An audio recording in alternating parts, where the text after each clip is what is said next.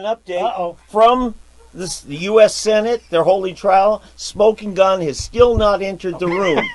All right? But let me tell you, they're charging him, and the argument today was great. Pam Bundy, actually. Bondi. He's this obstruction thing. Right. Why are they saying he's obstructing? Because he's not laying down. He says, you know what, let's take this to the judicial branch, let them decide.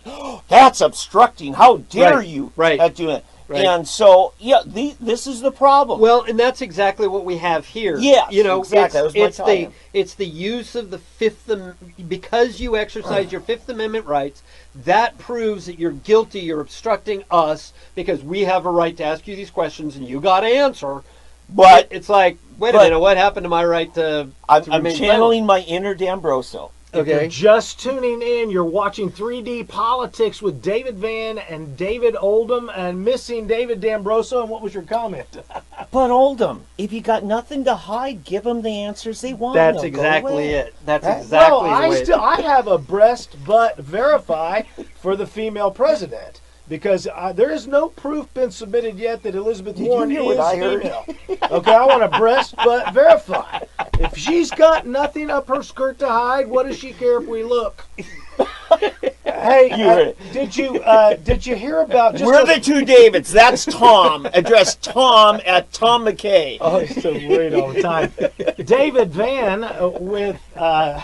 Soonerpolitics.org, David Oldham, constitutionalgrounds.com. I'm Tom E. McKay. Catch me, Tom E. McKay, on Twitter. What about this, just as an aside, don't you just love the new Star Trek symbol for the Space Force? Did you see that?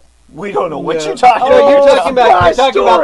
You're talking about the true Space Force. Yes. And they've chosen a Star Trek symbol? Basically, it's a Star Trek symbol. Yes, fiction creates reality. Now, what happened to link, lock, and load here? I did not get the memo on this. I've got IQ immunity, and you guys are the Davids. Okay. I'm just making a segue. I Shop talk going on here. It's not a story, it's just an opinion piece. No. Don't you love the Star Trek I haven't symbol? seen it, so Were you Star Trek fans? You hate them. You guys aren't this Will Robinson. Yeah, no, I love Star Trek. Buck Rogers in the 21st century. And really.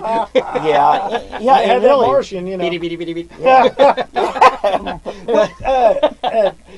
I have taught a course with young authors. They were 12 to 14. They came into Langston, and one of the things I taught was that what future that you want, write it now in your science fiction. Science fiction creates the reality that we have. We've seen it again with Star Trek, again with the emblem. You know, the 3.5-inch floppy disks we used to use, fit flush mount into the computer and pop back out. That was designed. The person who designed the 3.5-inch floppy disk designed them to work and look like what he saw and liked on Star Trek. Right. Literally, Gene Roddenberry creating the world we want. Right. And so I love the fact that the emblem of the new Space Force, Jim Bridenstine picked the right emblem. It looks very similar to an updated version of the Star Trek logo. Oh, really? Yeah. Which Star Trek emblem? The first 60s, ones or the 60s Here one? is the just to give you the view of it. The upside down. Gotcha.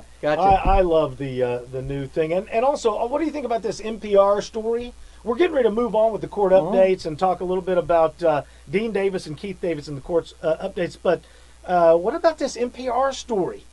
Did you hear about the NPR gal that got into an argument with Pompeo or whatever? Really? And he said, come into my office and indicate. He thinks he indicated it was off the record. She said it wasn't off the record. He got real mad. Now her story is that he pulled that Pompeo pulled Kelly from NPR aside and asked her, "Do you even know where Ukraine is on a map?" And she says yes. And so he summoned, in her story, she says that Mike Pompeo summoned his aide to bring a globe out with no writing. Now, I don't even know. I mean, you almost have to special order that, don't you? Buy a globe with no words printed on it. I mean, and if you order one, who's got it handy? Well, that just tells you, according to the State Department, borders are all negotiable. So I just simply doubt that there was a globe sitting there handy with no words on it, or that Mike Pompeo would tell some lady, point at a place on the map is just absolutely ridiculous. Yep. Wow.